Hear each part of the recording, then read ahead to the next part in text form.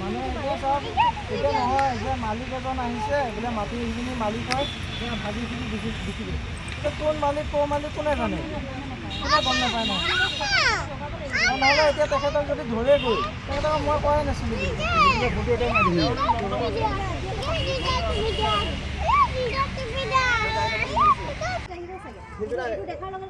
এবাৰ ভাঙি পেলালে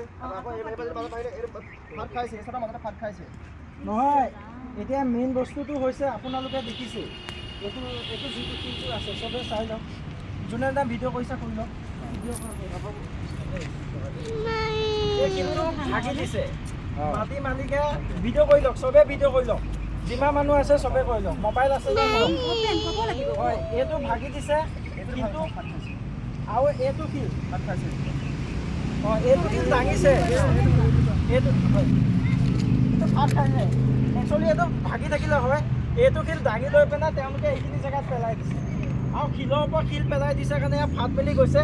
বাৰুকৈ শিলটো ভাগি নগ'লগৈ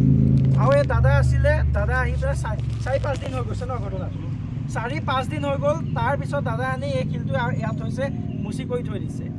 জুবিন ক্ষেত্ৰত বহুত মানুহ হয় ইয়াত চাওক ইয়াত কোনো ধূপ দিবলৈ চাকি দিবলৈ কোনো মানুহ নাই আৰু জেগাখিনি যদি চাবলৈ যায় ইমান লেতেৰা হৈ আছে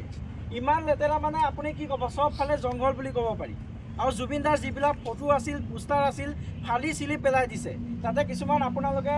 চাব পাৰে এইফালে ফালি পেলাইছে আৰু এইফালে পেলাইছে আৰু দাদাই কেইখনমান পোষ্টাৰ ৰুমত থৈ দিছে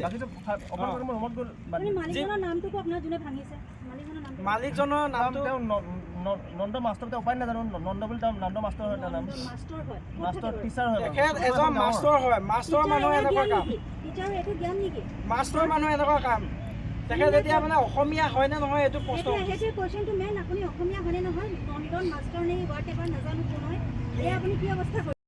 ইমান হেৰি যুগত নামটো কি আছিল ভাস্কৰজ্যোতি চাবুক ধৰা